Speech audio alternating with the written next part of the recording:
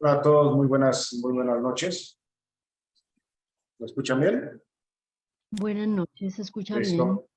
Muy buenas noches a todos. Pues bueno, como siempre, muchas gracias por estar presentes en estas sesiones académicas que hacemos pues, todos los miércoles a las 7 de la noche con la intención de presentarles un tema que sea de interés para todos ustedes en torno a la salud mental, en torno a los aspectos que puedan estar pasando cualquiera de sus pacientes o de sus familiares o ustedes mismos, ¿cierto? Y el día de hoy vamos a tocar uno de los temas más comunes, de los temas más significativos que se nos presentan a diariamente, ¿cierto? Que es la ansiedad como sentimiento y la ansiedad también como trastorno. Y vamos a tocar temas de manejo también al respecto de la misma, un manejo que de ahí que es importante que bueno, ustedes puedan poner mucha atención al respecto de las distintas formas, las distintas cuestiones que se da como de este manejo, para que también ustedes tengan toda la parte como del manejo en casa, ¿no? Esto es como, ¿qué hago si mi persona, si mi paciente, si mi familiar, si yo mismo estoy teniendo esto que denomino ansiedad? Entonces, ¿qué es lo que puedo hacer si no tengo como a la mano ni un medicamento, ni una cuestión, ¿cierto? Para eso es que damos como tal esta presentación. Y para ello, pues bueno, la va a presentar Ana María Salazar, una de nuestras psicólogas que trabaja predominantemente en el grupo de las mujeres, ¿cierto? Que trabaja sobre todo con el grupo de mujeres en salud mental, ¿cierto? Que es uno de los grupos en donde más constantemente vamos a estar viendo como esta problemática en torno a depresión en torno a depresión y ansiedad, ¿cierto? Y vamos a estar hablando respecto como de todas estas técnicas. Entonces, sin más, pues adelante, Ana, ya puedes proyectar. Muchas gracias. Buenas noches, familias. Bienvenidos a todos. Como lo decía el doctor, mi nombre es Ana María Salazar, soy psicóloga, acompaño principalmente los grupos de salud mental mujeres, también acompaño algunas pacientes de patología dual. Bueno, primero darles la bienvenida, invitarles a que pueda ser un espacio de mucha construcción y de mucho aprendizaje para cada uno. Si de pronto les gusta y les parece, les recomiendo que puedan tener como una hoja, un lápiz para que vayamos como haciendo ciertas anotaciones que vamos a hacer todo lo posible para que la información que voy a compartir el día de hoy sea muy útil pues para cada uno de ustedes en el acompañamiento a sus familiares. En una parte de la presentación, sobre todo en la última parte, vamos a intentar darle un manejo tipo conversatorio, ¿cierto? Donde se puedan compartir ciertas inquietudes y donde podamos aplicar las técnicas que vamos a aprender el día de hoy. Entonces, ahí les voy a pedir mucha disposición y apertura para que lo podamos hacer. Bueno, entonces tenemos como tema principal qué es la ansiedad y cómo puedo acompañar.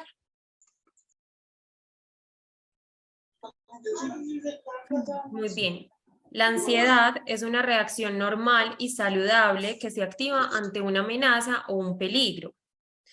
La ansiedad se convierte en trastorno cuando esta reacción se activa en situaciones habitualmente no amenazantes o peligrosas de manera persistente hasta el punto que interfiere de manera importante en la vida diaria.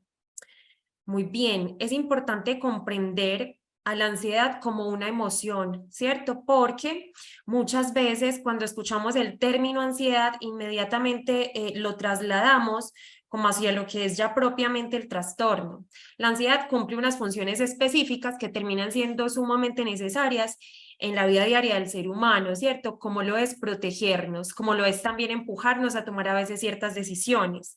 Entonces, lo podemos hablar como una emoción o también lo podemos nombrar como que la ansiedad es un mecanismo de defensa y esta defensa aparece como respuesta a una necesidad de control, ¿cierto? En ocasiones, el miedo a no poder controlar la situación puede desencadenar una serie de pensamientos como de qué es lo que puede llegar a suceder, ¿cierto? Ahí ya estamos evidenciando la ansiedad. Y este pensamiento de qué es lo que puede suceder normalmente lleva a abrir un abanico de muchas posibilidades detalladas o de todas las posibilidades, ¿cierto? Entonces, ¿cuál es el problema? El problema reside en que ese abanico de posibles normalmente cuando ya hay una ansiedad muy presente no se despliega hacia lo positivo, sino que por el contrario se despliega hacia lo negativo, o sea, hacia lo peor que puede llegar a pasar. ¿Cierto? Entonces, termina siendo o termina generándose como un cóctel de emociones que alertan aún más a la persona y en consecuencia aumenta la sintomatología ansiosa. Existen muchos tipos de Existen muchos tipos o más bien trastornos de ansiedad, ¿cierto? Pero hay que tener presente algo y es que se debe cumplir un tiempo específico para poder considerar que la ansiedad pasó de ser un episodio a un trastorno, ¿cierto? Porque sucede muchas veces que llegamos en momentos de nuestras vidas donde sentimos toda esta sintomatología de ansiedad, pero a veces puede ser simplemente una ansiedad adaptativa, cuando de pronto tenemos algunos cambios, cuando cambiamos de trabajo, de universidad, cuando nos toca tomar decisiones pues radicales y rápidas, sucede que empieza a generarse angustia, empieza a generarse un sobrepensamiento que termina siendo esperado y natural para este tipo de situaciones. Entonces, como lo decía hace un momento, para poder considerarse que la ansiedad llega a ser un trastorno, se tiene que cumplir con unos criterios y con un tiempo de mantenimiento de síntomas, ¿cierto? Además de que uno de de lo que nos puede dar mayor información es entender que cuando ya hay un trastorno de ansiedad, normalmente impide la funcionalidad diaria de la persona que lo padece o lo desarrolla. Entonces, vamos a ver algunos de los trastornos más frecuentes de ansiedad, ¿cierto? Son los que vemos frecuentemente dentro de la institución, que es ansiedad social y trastorno de ansiedad generalizada. Pero también vamos a ver uno que se presenta mucho, que es el trastorno de ansiedad por separación. Entonces, iniciamos por el trastorno de ansiedad por separación. Bueno, en el trastorno de ansiedad por separación se genera un estado de ansiedad intensa y persistente al estar lejos de casa o al separarse de las personas a las que la persona siente apego. Generalmente es uno de los progenitores, papá o mamá. En este tipo de apego se inicia o se empieza a evidenciar normalmente en la edad preescolar. Aproximadamente a los 3 años se pueden evidenciar ciertos rasgos que son completamente naturales y esperados, que es como cuando el niño o la niña empiezan la guardería, ¿cierto? Que entonces empieza esa fase como muy autónoma, pero resulta que en la edad preescolar es donde se puede evidenciar más fácilmente si hay este trastorno o no. Y no solamente se da en la infancia, para que lo tengamos también muy presente, ¿cierto? Esta ansiedad, este trastorno de ansiedad, tiene unos síntomas muy precisos. La idea es que el día de hoy, en la medida en la que vayamos viendo los 3 trastornos que acabo de mencionar, podamos identificar cuáles son los síntomas de cada trastorno, porque cuando hablamos de ansiedad no hablamos de que sea lo mismo, ¿cierto? Hay muchos tipos y es importante que aprendamos a diferenciarlo porque también el tratamiento y el acompañamiento debe de ser diferencial. Entonces, vamos a iniciar con los síntomas que normalmente se pueden identificar en la ansiedad por separación. Normalmente el principal es como una aflicción recurrente al miedo o al exceso de anticiparse ante las cosas cuando ve que su progenitor, papá o mamá, van a estar lejos de casa, ¿cierto? Entonces también se genera una preocupación constante porque sucede algo malo, como perderse, ser secuestrado o ser separado de sus padres abruptamente. También hay una preocupación excesiva en relación a la pérdida por el padre, la madre o el cuidador. También hay un rechazo y una negación importante al estar fuera del hogar por miedo a la separación. También puede haber una resistencia o rechazo a dormir fuera de casa. Entonces vemos que de pronto en la edad en la que los niños empiezan a hacer esto que se llama pijamada, ¿cierto? Que de pronto una tía lo invita a amanecer a la casa de ella y el niño se niega completamente, ¿cierto? Y vemos que de pronto, aparte de negarse, se empieza a incrementar como algunos síntomas de malestar emocional, irritabilidad, ¿cierto? Evitación. Ahí estamos evidenciando unos síntomas muy marcados de ansiedad por separación. También en esta parte podemos evidenciar unas pesadillas frecuentes, pero muy relacionadas siempre al tema de la separación, ¿cierto? Y también podemos evidenciar como unas quejas frecuentes de dolores de cabeza, dolores de estómago, cuando de pronto se anticipa algún tipo de separación del padre o la madre, por ejemplo, un viaje, por ejemplo, que no sé, por alguna situación se van a tener que dejar de ver un par de días, entonces vemos que el niño o la niña se empiezan a enfermar. Entonces estos serían como los síntomas más frecuentes, más comunes de la ansiedad por separación y como lo mencionaba hace un momento, es un trastorno que no solamente se da en la infancia, es un trastorno que también se puede dar en la adolescencia y que una de las bases principales termina siendo el tipo de apego que se ha establecido entre el progenitor y entre el paciente, pues el chico o la chica. Y no solamente sucede con padre y madre, sucede con las figuras significativas, también puede suceder en relación, perdón, a la pareja, para que lo tengamos también muy presente. Vamos a pasar entonces a el segundo trastorno. Este es un trastorno muy frecuente que tenemos en la institución, se llama trastorno de ansiedad social. El trastorno de ansiedad social es un temor intenso y persistente a ser observado y juzgado por los demás. Este miedo puede afectar el trabajo, la escuela y otras actividades diarias. Incluso puede dificultarle hacer nuevos amigos y conservarlos, ¿cierto? Acá hay una anotación que dice va más allá de una simple timidez. ¿Por qué? Porque cuando vemos este tipo de características, a veces a través de una buena intención, actuamos como intensificando el síntoma, ¿cierto? Entonces podemos ver al hijito que es evitativo, que le cuesta socializar y entonces empezamos como, no, ve, no te dé miedo, ve, deja de ser tan miedoso, arranca, ve y colócales conversación que todo va a fluir, no te preocupes. Y terminamos generando como una sobrecarga de emociones en ellos, que es algo que en el momento les imposible, completamente imposible gestionar, ¿cierto? Entonces empezamos a relacionarlo con que tenemos un hijito o una hijita penosa, tímida, y eso va mucho más allá, como lo decía hace un momento. Síntomas también muy puntuales, como lo mencionaba en el anterior trastorno.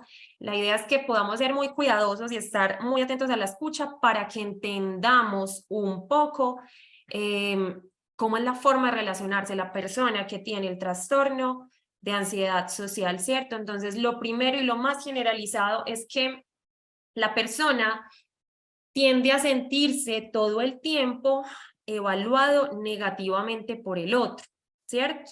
Entonces siempre va a haber una rumiación. Cuando hablamos de rumiación del pensamiento, como para que lo tengamos claro, es lo que hacen las vaquitas, ¿cierto? Las vaquitas cogen el pasto y rumean mucho rato con el pasto en la boca antes de digerir.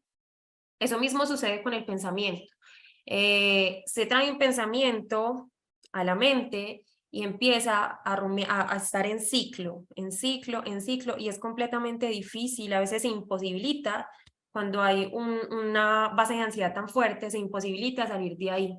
Entonces, la persona podemos evidenciar que tiene temor a situaciones donde podría ser juzgado, angustia, una angustia inminente de sentirse avergonzado, sentirse humillado, socialmente, un temor también muy intenso de interactuar o hablar con extraños, también un temor intenso a que los demás noten que está ansioso, entonces ahí es cuando la persona se puede tornar muy evitativa y mejor se aísla, ¿cierto? Para no enfrentar esta situación, afrontar esa situación.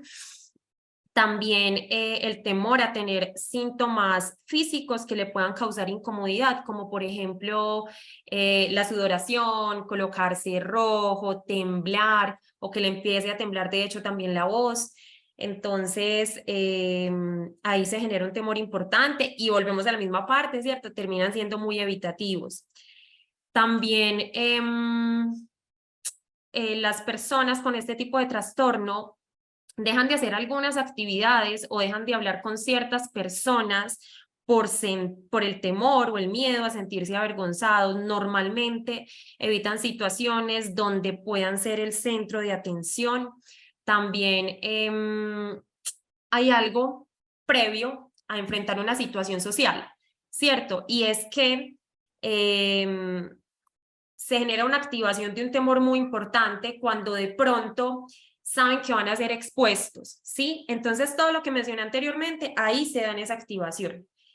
Y incluso la persona se llega a un punto de sentirse tan incapacitada que ni siquiera es capaz de dar el primer paso a la verbalización, ni siquiera al saludo, o sea, ya termina, esto que estoy mencionando termina siendo algo sumamente incapacitante, perdón. También sucede que uno de los síntomas es que después de haber socializado, empieza la parte del autoanálisis, pero un autoanálisis muy negativo y en rumiación, como lo explicaba hace un momento, y es, ¿será que lo que dije sí estuvo bien? ¿Será que de pronto las personas no me entendieron? ¿Será que no les caí bien? Es toda esa parte de que, aparte, valga la redundancia, de que se siente evaluado negativamente por el otro, se empieza un autoanálisis negativo también. Entonces, bueno, y hay algo muy en común de todos estos síntomas y es que al final, pues siempre se espera las peores consecuencias posibles de una experiencia negativa en esa situación social, ¿cierto? Más allá de que la persona se exponga en ese momento, si no cuenta con unas herramientas mínimas de exposición, con prevención de respuesta, que ahorita les voy a explicar esto, la persona siempre va a tender a sentirse fracasada en el tema de ese relacionamiento con otras personas. Bueno, esto por acá.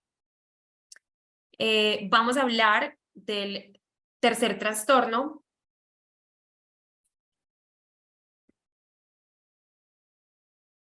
Este trastorno es uno de los más frecuentes, de los que más llega a consulta. Creería que es el más frecuente. Puedo estar errada, pero creería que es el más frecuente. Y es el trastorno de ansiedad generalizada, ¿cierto? Bueno, este trastorno es un trastorno macro, ¿cierto? Como su nombre lo dice, es generalizado, o sea que abarca la mayoría de cosas y situaciones. Entonces tenemos que el trastorno de ansiedad generalizado, conocido con las siglas TAC, se caracteriza por ansiedad y preocupación excesiva acerca de múltiples acontecimientos o actividades. A esta preocupación la llamamos anticipación aprensiva porque consiste en anticipar supuestos acontecimientos adversos que tienen una baja o muy baja probabilidad de ocurrir. Además, la intensidad de la preocupación es desproporcionada al impacto real del supuesto suceso o a la probabilidad de que ocurra. Muy bien.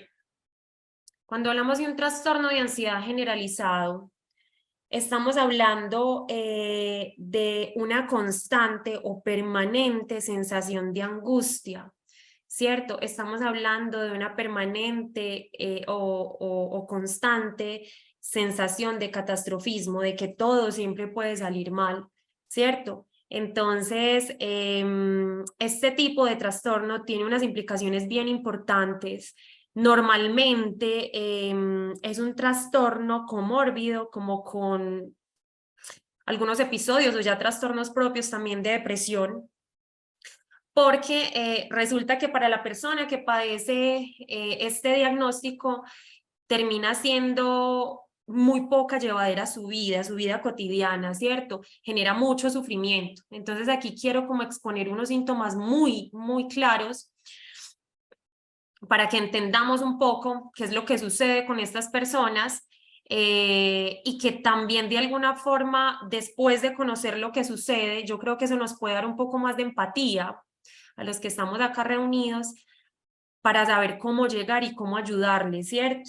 Porque muchas veces sucede que desde el conocimiento podemos llegar a pensar fácilmente que es un tema de que la persona exagera, de que la persona no está colocando lo suficiente de su parte, de que no está tan dispuesta al cambio, de que le gusta lo que siente, ¿cierto? Y hacemos de pronto algunos juicios de valor muy apresurados, pero creo yo, y me atrevo a mencionar que puede ser muy en función más bien del desconocimiento. Entonces, cuando hablamos de una persona con trastorno de ansiedad generalizado, estamos hablando que todas las situaciones de la vida cotidiana se llevan a un punto como de catastrofismo, ¿cierto? Entonces, hay preocupaciones persistentes por determinados asuntos que son desproporcionados, como lo decía hace un momento, en relación con el impacto de los acontecimientos. Ejemplo, tengo un dolor de cabeza, entonces pido una cita médica y me la dieron a las 7 de la mañana. Entonces se me imposibilita dormirme porque siento que el reloj no me va a despertar a la hora que debo despertarme y que si no me despierta no me van a poder diagnosticar la enfermedad tan grave que estoy padeciendo, ¿cierto? Entonces miren que vamos abriendo un abanico muy grande de posibilidades que terminan algo sumamente catastrófico. Y seguramente de ahí nos seguimos a muchas ideas más. Y si me diagnostican esa enfermedad, entonces me puedo morir y puedo perder a esta y voy a desaparecer de la vida de estas personas. Y entonces esas personas van a sufrir mucho, ¿cierto? Miren, es un abanico, vuelvo y lo digo, de muchas posibilidades y todas llevan a un punto de mucho sufrimiento, de mucho catastrofismo. Sucede que estas personas también piensan demasiado los planes y piensan en muchas soluciones, pero esas muchas soluciones siempre van a traer los peores resultados.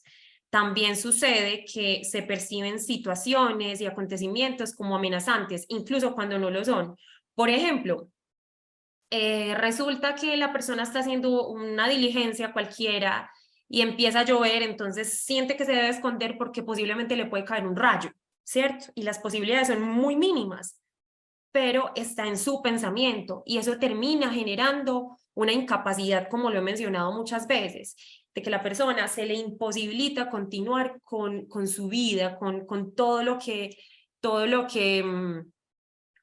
implica vivir, ¿cierto? Las muchas situaciones diarias.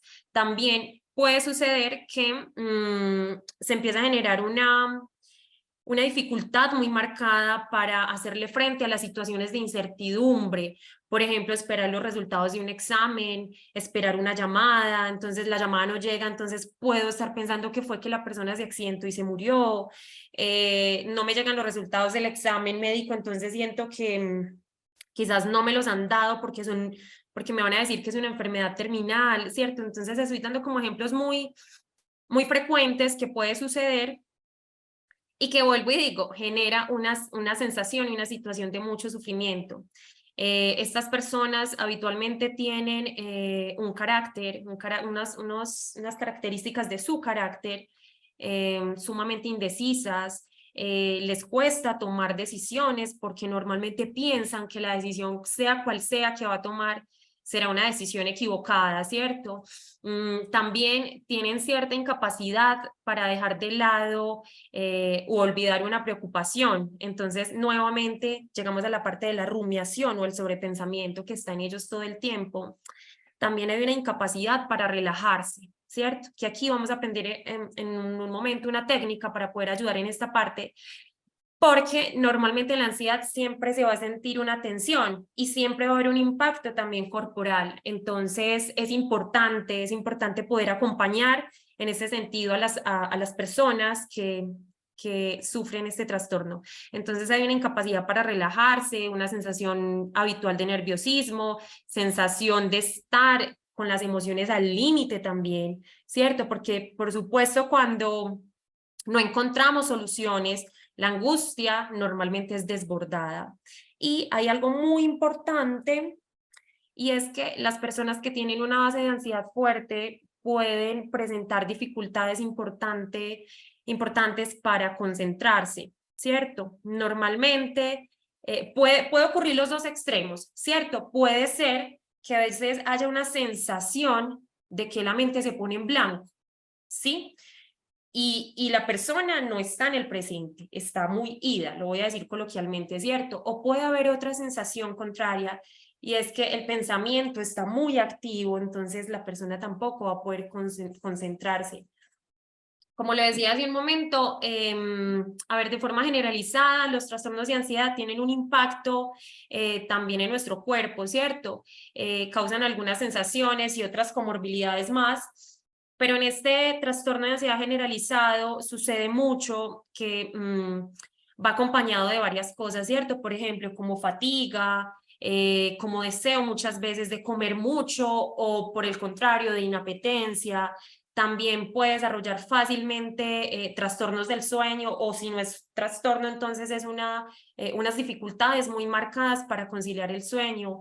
Genera también tensión muscular, dolores musculares, perdón, temblor, agitación, sudoración, nerviosismo, tendencia a los sobresaltos. Puede generar también náuseas, mareo y lo que llamamos hiperventilación, ¿cierto? Que es cuando la persona se siente asfixiada, que los mismos pacientes describen como describen los episodios, que ya vamos a hablar, es como de un episodio muy propio, un trastorno de pánico, una situación de pánico que está muy asociada también a la ansiedad generalizada. Ellos viven una sensación muy cercana a la muerte, ¿cierto? Porque les cuesta respirar, que es lo primero que debemos aprender a hacer nosotros mismos para poder enseñar y acompañar a estas personas. A ellos les cuesta respirar en ese momento, y al no poder respirar van a experimentar una sensación de asfixia, ¿cierto? Entonces, por supuesto, se van a sentir muy, muy cercanos a la muerte. Bueno,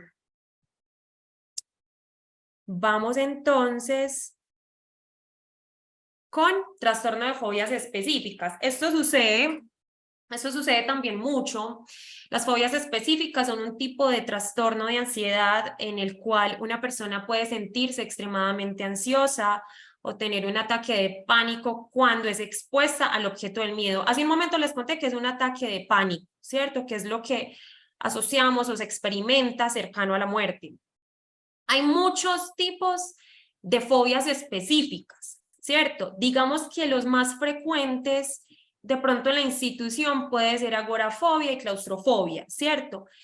Que la agorafobia termina teniendo unos síntomas que se basan en la angustia producida por situaciones en las que la persona siente que no está en un sitio seguro. Es algo así como miedo al miedo, ¿sí? Miedo a sentirse vulnerable. Entonces eso sucede mucho, ese tipo de fobias. Entonces cuando la persona no se siente en un sitio seguro, empieza con todos los síntomas muy propios de un ataque de pánico, ¿cierto? Y la claustrofobia, que yo creo que es algo que conocemos comúnmente, es la fobia o temor excesivo a los espacios cerrados. Entonces las personas que desarrollan este tipo de trastorno, dejarlos en un espacio cerrado es como que garantizarles que en ese momento van a tener una sensación muy directa y muy cercana a la muerte. Entonces es tener muy claro esto, familias, porque a veces hay ciertas características que pueden tener los hijitos que no conocemos y que si no acompañamos, esto nos va a empezar a escalar, ¿cierto? Muy bien. Muy bien, viene una parte que yo sé que es muy interesante para todos, vamos a irnos como de lo micro a lo macro, ¿cierto? ¿Cómo acompañar a quien tiene ansiedad?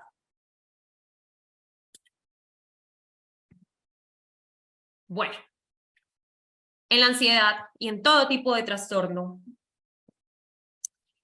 yo creo que el puente más importante siempre va a ser el vínculo, ¿cierto? Porque el vínculo, porque a través del vínculo siempre va a haber una posibilidad muy amplia de sanar. Y para que se genere un vínculo, siempre pues debe haber un requisito, creo, que es la escucha activa, ¿cierto?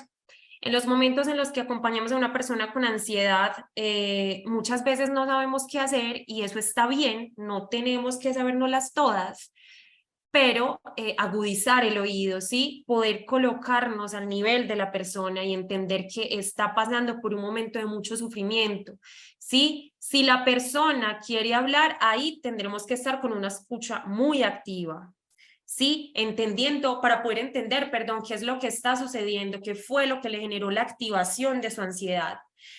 Segundo, buscar un sitio seguro.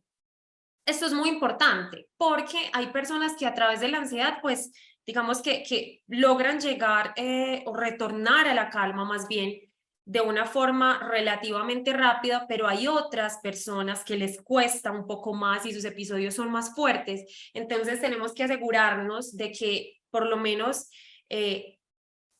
alrededor no haya nada que nos genere como peligro de que la persona se pueda autolesionar o que en medio del desespero pueda generar una agresión a la otra persona o una lesión a la otra persona. Y tercero, importante, esto es como los primeros pasos para empezar a desescalar, ¿cierto? Por eso dije de lo micro a lo macro. Y tercero, preguntar cómo te puedo ayudar.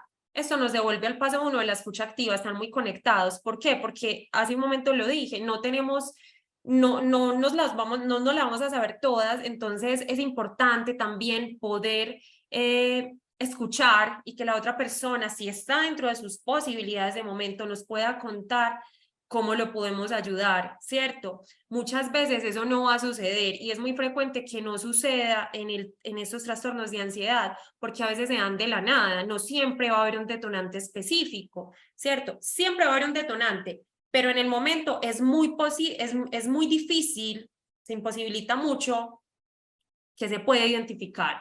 Entonces la persona no va a tener la respuesta. Preguntar cómo te puedo ayudar o quedarme en silencio acompañando son igual de valiosas, ¿sí? Pero que la persona pueda sentir que está respaldada, que hay alguien que se está esforzando por generar un sitio seguro. Muy bien.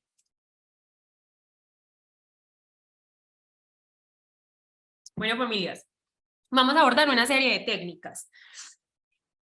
Estas técnicas son técnicas que vamos a usar en cualquier espacio que nos encontremos, ¿sí? Cuando hablamos de técnicas de respiración, estamos hablando de una de las técnicas más importantes y que más evidencia traen, ¿sí? Cuando hablo de evidencia es porque hablo de estudios, ¿cierto? De resultados, de investigaciones que nos permiten concluir de que es una de las técnicas más efectivas para este tipo de trastornos, ¿sí?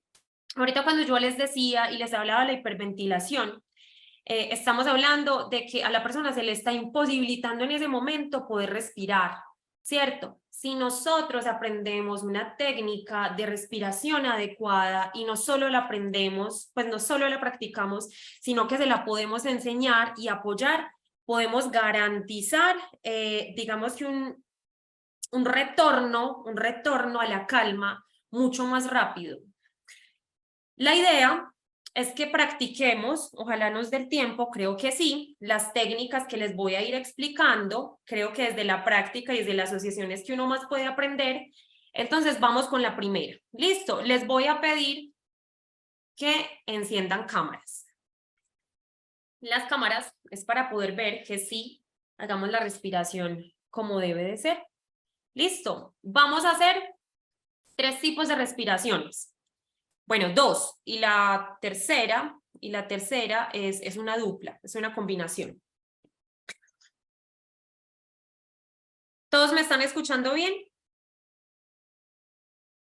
Obvio. Súper bien. Listo, vamos con la primera. Entonces, la primera técnica se llama respiración 4-7-8, ¿cierto? Aquí nos vamos a imaginar un triángulo invertido, ¿sí? Y consta en inhalar en 4 segundos, sostener 7 segundos y exhalar en 8 segundos. Entonces, antes de hacerla, quiero que tengamos presente algo, y es que aquí funciona mucho la activación de los sentidos, ¿sí? Para cambiar, hacer como un jaque al cerebro y cambiar el foco atencional, y puede funcionar esta respiración que les estoy diciendo acompañada de algún aroma que tengamos en casa, alguna esencia, ¿cierto? Que podamos colocarle en las manos a la persona y que ella pueda experimentar el sentido también del olfato. Entonces, vamos a hacer la técnica todos en conjunto. La vamos a hacer en la medida de que vayan escuchando mi voz. Yo les voy a dar la indicación. Esta respiración la vamos a hacer inhalando por nariz y exhalando por boca. Al exhalar, vamos a hacer el sonido que se sienta, ¿cierto? Debe de ser fuerte. Entonces, inhalamos. 1, 2, 3, 4, sostenemos. 1, 2, 3, 4, 5, 6, 7 y exhalamos. 1, 2, 3, 4, 5, 6, 7, 8. Retornamos a la respiración habitual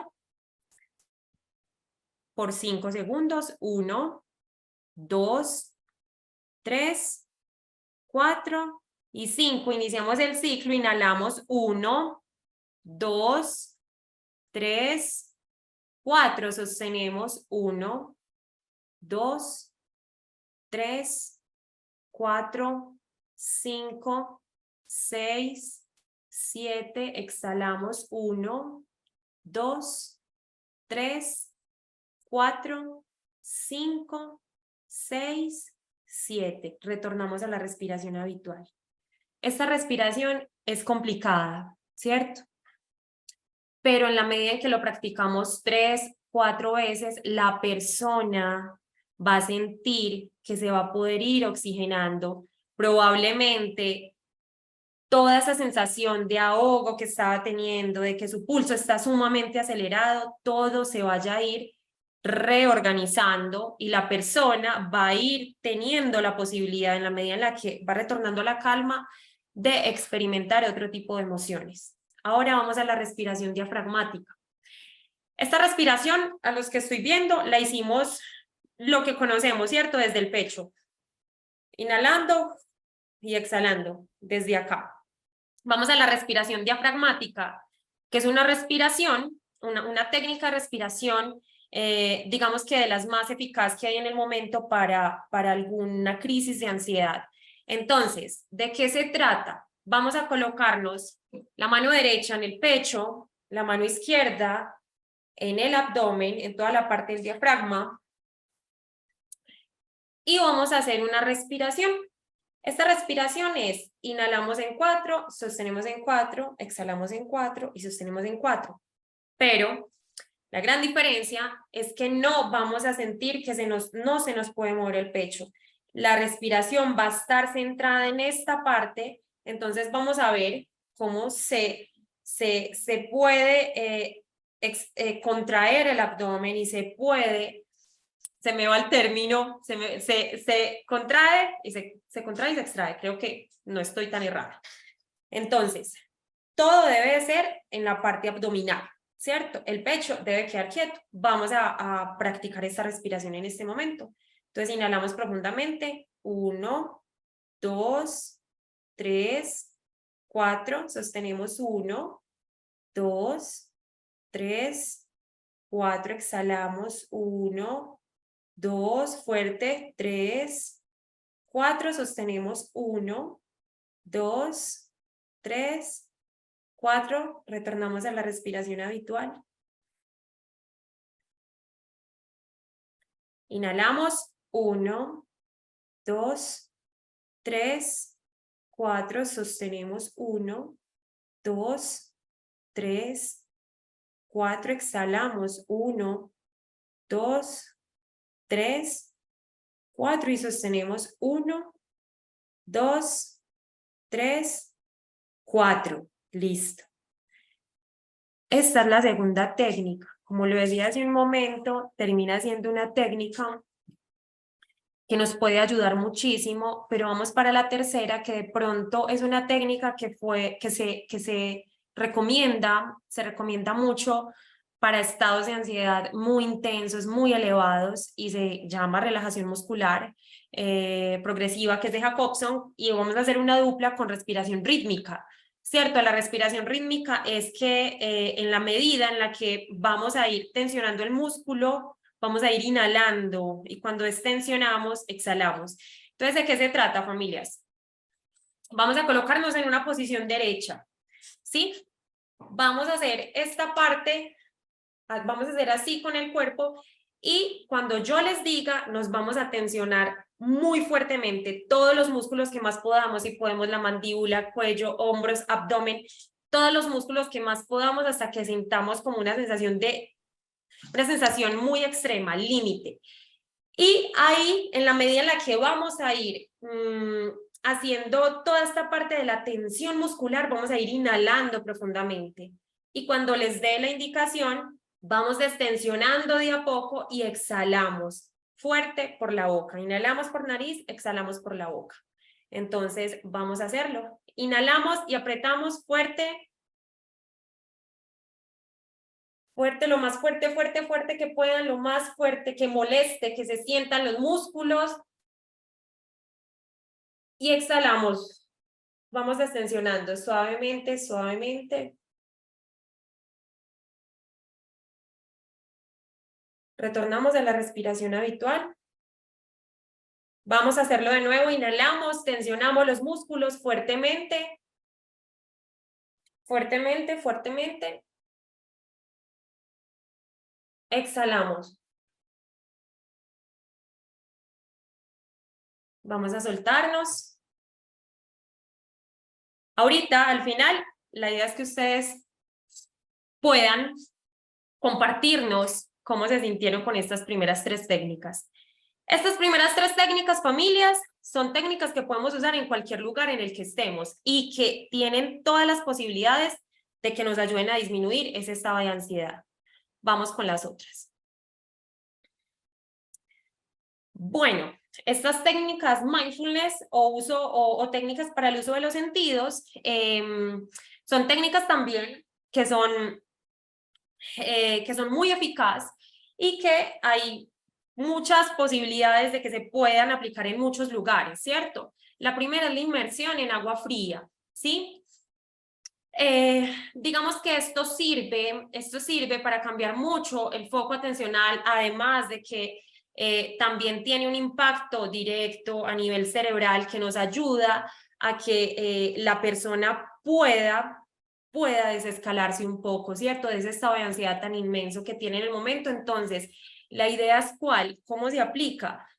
Tener una vasijita, una coquita, lo que tengamos a la mano, con agua fría, muy fría, ¿sí? Y que la persona pueda hacer la inmersión en esa agua fría. Entre más rápido, digamos, o sea, la persona se va sumergiendo y entre la mayor posibilidad que pueda permanecer y salir, ahí se va a empezar a hacer ese choque térmico que mencionamos en la segunda parte, pero que ya se las voy a explicar porque es un poco diferente. Esa inmersión nos puede posibilitar un retorno a la calma muy rápido, ¿cierto? Como lo decía hace un momento, ¿qué sucede? Que se cambia toda la parte del foco atencional y la persona, a través de experimentar ese cambio de temperatura corporal, va a poder experimentar otro tipo de sensaciones y a la vez emociones. La segunda técnica es choque térmico. Es muy similar.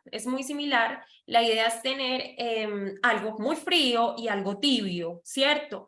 Y la técnica consiste entre hacer ese cambio de temperatura corporal la persona puede ir respirando mientras coge, no sé, cualquier cosa, lo que haya disponible en el congelador, lo tiene en sus manos, va respirando, o si tiene un hielito, pasarlo por la cara, por el cuello y empezar a experimentar toda esa sensación y ese cambio de temperatura corporal, y luego pasar a un guante con agua tibia o lo que tengamos al alcance, como le decía hace un momento, y volver a hacer esa experimentación corporal.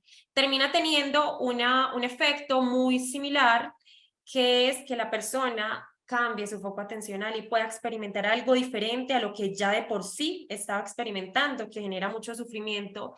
Y nos vamos de la técnica grounding, que se trata de activar los 5 sentidos, es algo muy rápido, funciona mucho con los adultos, funciona mucho con los niños, y es acompañar haciendo algunas preguntas, ¿cierto?, para activar los sentidos, y es, hijo, hija, dime 5 cosas que tú puedas estar escuchando en este momento. Eso va a exigir que la persona se tenga que concentrar y desconectarse un poco de lo que está sintiendo adentro. 4 cosas que en este momento estés oliendo, 3 cosas que quieras tocar, 2 cosas que puedas ver, ¿cierto? Y una cosa que puedas degustar. Le podemos dar algo, ¿cierto? Algo que le genere un sabor dulce, salado, algo que le experimente una sensación límite, ¿sí? Estas técnicas, familias, nos pueden ayudar mucho a sacar a la persona de ese estado en el que se encuentra, y vamos a las terceras, que digamos que ya son técnicas mucho más terapéuticas, que de pronto son las que hacemos los profesionales. Pasemos de diapositiva, ¿cierto? Y bueno, son 4, sin embargo, pues se trabajan mucho desde terapia, pero finalmente lo que se trabaja y no se sostiene en casa es muy difícil que genere un cambio, ¿cierto? Entonces, normalmente en los trastornos de ansiedad le apostamos a trabajar a la higiene del sueño. La higiene del sueño es crear una rutina, que permita que la persona pueda tener un sueño reparador, ¿sí? En esa rutina se vale todo lo que nos permita generar un descanso, ¿cierto? Entonces, acá, ¿qué se recomienda? Se recomienda que la persona pueda disminuir y se pueda desconectar de las pantallas, ¿sí? Aproximadamente 1 hora y media antes de la hora que tiene planeada de estar conciliando el sueño. También es importante que la persona antes de dormir tenga una rutina establecida, si es de pronto de dejar su espacio en orden, ¿cierto? Porque el espacio también genera una sensación de bienestar emocional y mental, dejar su espacio en orden. Si de pronto es una persona que le cuesta mucho conciliar el sueño, hacer un poco de deporte, o sea, o generar una actividad que le pueda dar una sensación de agotamiento físico, puede sumar a que pueda hacer un sueño más reparador. Darse una ducha, pero recomendado es tomar distancia de todo lo que nos pueda generar activación, ¿cierto? Por ejemplo, a unas personas la lectura nos genera activación, a otras personas la lectura les puede apoyar en la conciliación del sueño. Entonces es aprender a conocer mucho a ese hijito, a esa hijita, o a ustedes mismos, si les es útil también esta información para la higiene del sueño, entender qué es lo que nos activa y tomar una distancia aproximadamente de 1 hora y media o 2 de esas situaciones que me activan para poder conciliar el sueño. ¿Qué sucede, familias? Cuando no hay un sueño reparador, normalmente la persona al otro día va a estar irritable, un poco más impulsiva, la sensación de ansiedad se puede sentir de una forma más fuerte. Entonces, el paso número 1 creo que es apuntarle a la higiene del sueño. 2, la alimentación nutritiva, ¿cierto? Y con cumplimientos de horarios. Sucede mucho que en los trastornos de ansiedad hay algunos rasgos que se pueden ver, como lo mencionaba al inicio, y es como que mucho deseo desbordante de comer y no sentirme satisfecha con lo que estoy comiendo y tener más sensación de hambre, o por el contrario, como la inapetencia, no quiero, ¿cierto?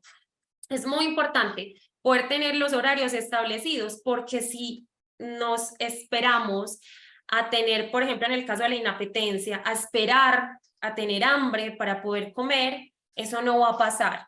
Cuando sucede el tema de la ansiedad, eso no va a pasar. En la ansiedad es sumamente importante generar unas rutinas, unos horarios establecidos para las cosas importantes, como lo es la alimentación y como lo es el sueño, ¿sí? Porque digamos que es una base fundamental para la salud y el bienestar emocional, estos 2 elementos. El deporte nos segrega un montón de neurotransmisores importantes, neurotransmisores que nos generan placer, que nos generan alegría, que nos generan motivación, y los segregamos de forma natural. Entonces termina siendo muy importante en esta parte de crear hábitos de vida saludable, poder colocar un deporte. No necesariamente tiene que ser un gimnasio. Un deporte es lo que sea sinónimo de actividad física, pero que también nos genere placer, ¿cierto? Si es el baile, si es trotar, si es el fútbol, o si son artes marciales, yo qué sé, o sea, lo que nos genere y que nos genere placer y que podamos garantizar de que se puede sostener a largo plazo, ¿cierto? Porque a veces desde el mismo deseo de que esos hijitos creen hábitos de vida saludable, los metemos a un gimnasio y sosténganse en el gimnasio. No, no va a suceder que se vayan a sostener a largo plazo. Debe de ser algo que les genere bienestar. Establecimiento de rutinas, lo nombraba hace un momentico.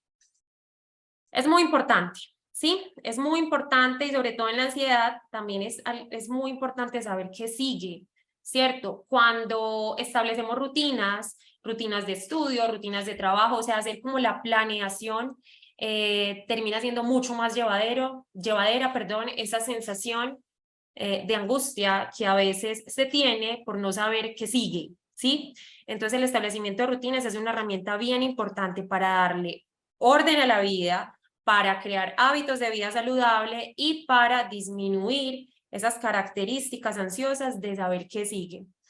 Y bueno, desde psicología se trabaja mucho en la ansiedad, algo que se llama exposición, ¿cierto? Y es que la persona gradualmente aprenda a hacerle frente a eso que lo detona, ¿cierto? Pero para llegar al punto de la exposición se hace un trabajo primero muy grande de la identificación de los detonantes, de entender qué es lo que moviliza internamente esos detonantes en la persona, pero cuando ya se tiene esta gran parte del trabajo, se inicia esa parte de la exposición. Aquí dice, con prevención de respuesta, ¿cierto? No podemos exponer a una persona, por ejemplo, con un trastorno de ansiedad social, vaya, anímese, arriésguese y vaya, socialice con ese grupito de allá. No podemos exponer a una persona que no tenga herramientas. ¿Qué va a pasar? La persona se nos va a detonar y se nos va a quebrar. Pero si es una persona que ya sabe que eso le genera ansiedad, que hemos hablado de que es una de sus mayores dificultades y que hemos acordado de que va a empezar a exponerse y que la persona sabe que se puede detonar, pero que ya sabe de técnicas de respiración, pero que ya tiene fortalecida la comunicación, ahí ya tiene una prevención de respuesta. No quiere decir que no se vaya a detonar, probablemente puede pasar que se detone, pero la persona ya va a saber cómo hacerle frente y gestionarlo de forma un poco más autónoma para retornar a la calma. Y ahí termina siendo sumamente importante el apoyo de ustedes, familias, porque ustedes se convierten como esa prevención de respuesta, ¿cierto? Ese sitio seguro, ese puente de retorno a la calma. En los trastornos de ansiedad, que es algo que se vuelve sumamente inmanejable al inicio, pero que digamos que afortunadamente es uno de los trastornos en los que más rápidamente se empiezan a ver avances. Es fundamental que ustedes tengan el conocimiento de lo que sus hijos padecen, de cuáles son las características y de cómo podemos ayudarlos. Muchas gracias. Muy bien. Excelente, Muchas excelente, gracias. Ana. Excelente, Ana. Bueno, abrimos los micrófonos para quien quiera hacer como alguna pregunta. Yo quiero resaltar esto que Ana estaba mencionando, o sea, la ansiedad es un sentimiento, la ansiedad es una emoción, ¿bien? Que tiene a final de cuentas sus connotaciones y que tiene su función que tiene que ver con el protegernos. Se desata cuando existe una situación de amenaza para las personas y eso es una parte y algo que tenemos que evaluar, que cuál es el contexto en el que esa ansiedad se llega a presentar. Pero aún así sea una ansiedad totalmente justificable o una ansiedad totalmente comprensible. De todos modos, estas técnicas nos pueden ayudar al hecho como de recuperar nuestra calma, recuperar también como nuestra paciencia para al final de todo tomar mejores decisiones. Entonces, abrimos los micrófonos para quienes quieran preguntar. Aquí les vamos apoyando.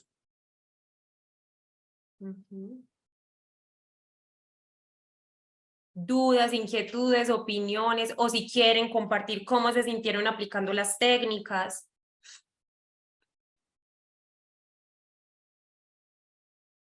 Hola Ana, ¿cómo Hola, estás? buenas noches. ¿Cómo Buenas están? noches. Adelante primero la familia Colorado y ahorita le damos espacio a quien habló. ¿Fue Andrea? ¿Quién habló? Lina Mateus. Lina. Adelante la familia Colorado. Hola doctor, ¿cómo estás? ¿Cómo está? Adelante. Doctor, yo le hago una pregunta. Con la referente a la reunión hoy que hizo la doctora Ana, me gustó mucho, porque mire que sí hay muchas formas de ayudarle a nuestros pacientes, ¿cierto? Eso es. Yo tengo de nuevo al hijo mío en Servir de hace 15 días. Pero yo quisiera bien de que me dijeran qué es lo que él tiene, porque por lo que dijo la doctora Ana, él a veces también tiene como esos síntomas, Sí. pero por lo que nos dijeron a nosotros, nos dijeron que él estaba sufriendo como esquizofrenia. Entonces yo no sé si la ansiedad y la esquizofrenia es como muy relativo, muy parecido, o qué, no entiendo, no sé. Bueno, igual yo como siempre les comento cuando son casos individuales, siempre les sugiero que hagan estas preguntas directamente como a todo el equipo psicoterapéutico, pero hablando de generalidades en torno a la cuestión de esquizofrenia, es que yo creo que la gran mayoría de enfermedades mentales tienen un componente de ansiedad incluido, ¿cierto? O sea, es raro aquel en donde no vaya a haber un sentimiento como de ansiedad, ¿cierto? Pero aquí eso es muy distinto, ver si esa ansiedad termina siendo secundaria a otro trastorno o si es propiamente un trastorno de ansiedad, ¿cierto? Y eso, digamos, es como tarea del médico psiquiatra, del psicólogo, poder llegar como a esa diferenciación. Específicamente hablando del caso de esquizofrenia, que está marcado por alteraciones principales de la afectación como del contenido del pensamiento y de las percepciones, la persona está viviendo por una realidad totalmente alterna y normalmente una realidad que es amenazante. Entonces, si existe una realidad que para la persona es amenazante, por lo tanto se va a desencadenar muchos síntomas de la ansiedad. Se puede acompañar el paciente con esquizofrenia a través de estas técnicas que se les estuvieron mencionando el día de hoy, claro que sí, más todo el otro acompañamiento para la enfermedad principal. Bueno, quiero agradecerle a la doctora Ana, que me parece esta reunión excelente. Fue muy dinámica, se expuso bien, nos dieron esos tips como para ayudarle a nuestros familiares. Y quisiera también, a ver si de pronto en otra ocasión, para que programen también sobre el referente a la esquizofrenia, cómo se le puede ayudar a las personas y de qué forma. Por ejemplo, mire del gusto, del agua, de hablar. Entonces, todas esas cositas me parecieron maravillosas. Muchísimas gracias, doctora. Con mucho gusto.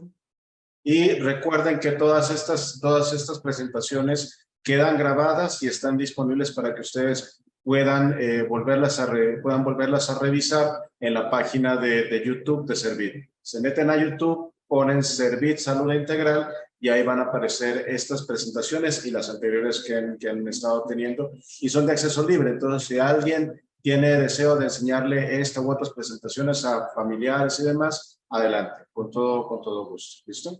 Vamos a dar paso a la otra pregunta. Lina, adelante. Hola, buenas noches. Muchísimas gracias por el espacio. Yo sí quisiera hacerles pues como una pregunta derivada de varias situaciones y es, de pronto puede ser muy obvia la pregunta de cuándo recurrir al servicio de urgencias cuando hay un ataque de ansiedad, porque pues digamos que uno en casa trata de utilizar técnicas para calmar el momento, pero ya cuando hay movimientos involuntarios muy fuertes en brazos, en piernas, que la persona pierde pues como la noción del tiempo, los ojos se tuercen, se paraliza. Sí me gustaría como tener un poquito como de conocimiento frente al tema, cuándo sí, cuándo no, porque pues muchas veces llegamos al servicio de urgencias y la atención era muy básica y casi que en ese trayecto ya como que el paciente se calma, pero desde casa como identificar cuándo sí ir a acudir a urgencias por un ataque de ansiedad o cuándo lo podemos manejar desde casa. Muy bien. Ana, ¿quieres contestar? Contesto yo. Listo. Bueno, mira que dijiste algo muy importante y es que a veces en el transcurso de ida hasta el hospital o hasta la clínica ya se logran disminuir o desescalar ciertos síntomas, ¿cierto? ¿Qué quiere decir? Que sí hay la posibilidad de desescalar hasta cierta medida en casa, ¿cierto? Si vemos que empezamos a aplicar, como por ejemplo todo lo que hemos aprendido hoy, ¿cierto? Y el paciente se sostiene, recordemos que es una sensación muy cercana a la muerte cuando se está atravesando un trastorno, un ataque de pánico o de ansiedad, ¿cierto? Entonces yo que te recomiendo aplicar en casa y observar, ¿cierto? Porque la respuesta no va a ser inmediata. Es también darnos el tiempo de observar que sí haya una respuesta, comprendiendo también que termina siendo una situación sumamente angustiante para la persona que está acompañando. Entonces ahí la recomendación sería intentar mantener un poco la calma, aplicar las estrategias que ya tenemos como herramientas. Y si vemos que la persona no está respondiendo, ya está teniendo unos movimientos muy involuntarios que se le hace imposible controlar, sí debemos de recurrir a un servicio de urgencias. ¿Por qué? Porque sucede que muchas veces en los trastornos de ansiedad no solamente se responde desde lo verbal, necesitamos un refuerzo farmacológico. Eso es sumamente importante para que lo tengamos ahí presente. Y además de que lo necesitamos, le posibilitamos a la persona de que no se extienda su sufrimiento, ¿cierto? Porque recordemos, y quiero ser muy reiterativa en esto, es que la persona siente muchas veces que se está muriendo cuando está en medio de ese ataque, ¿sí? O de ese episodio. Entonces, el recurrir a un servicio de urgencias y que puedan activar el protocolo farmacológico y podamos bajar a la persona para que ahí sí la persona pueda escuchar es sumamente necesario. De hecho, aquí me extiendo un poquitico y de pronto no lo mencioné, los trastornos de ansiedad terminan siendo sumamente importantes, trabajarlo pues en dualidad con psiquiatría, ¿cierto? Sobre todo porque cuando de pronto ya hay un trastorno de base fuerte, muy sólido, muy estructurado, no es tan sencillo que la persona responda a la contención verbal o a la contención psicológica. Se necesita el tratamiento farmacológico.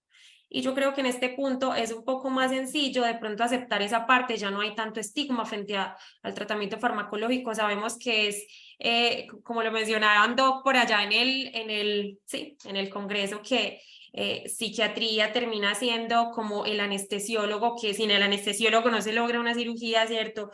La psicoterapia, eso lo mencionaba un psiquiatra, la psicoterapia termina siendo como esa cirugía, ¿cierto? Esa cirugía aquí adentro en las emociones, pero que sin psiquiatría no se logra.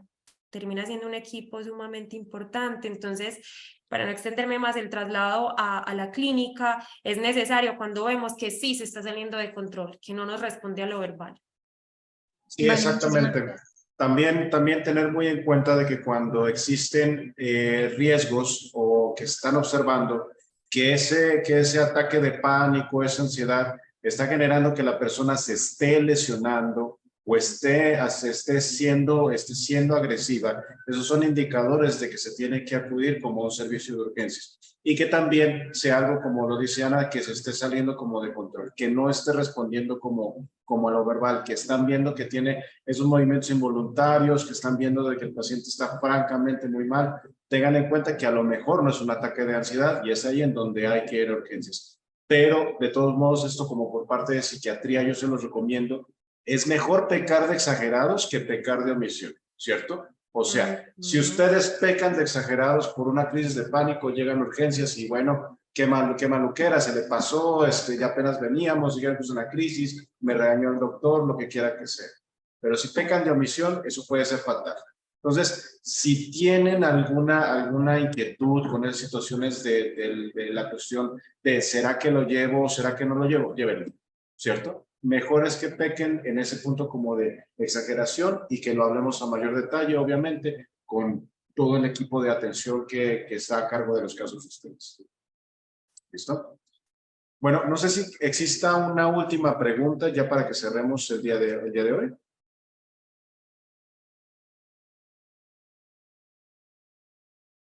Bueno, pues con eso vamos a cerrar entonces. Pues como siempre a todos, muchísimas gracias. Muchas gracias, Ana, por dar este espacio, pues, por ponerte para este espacio y para esta charla y hacerla de una manera como tan práctica que vemos que, bueno, fue de utilidad para la familia. Veo en el chat que hay muchos mensajes precisamente de lo práctico que esto fue, de lo útil que esto les termina resultando.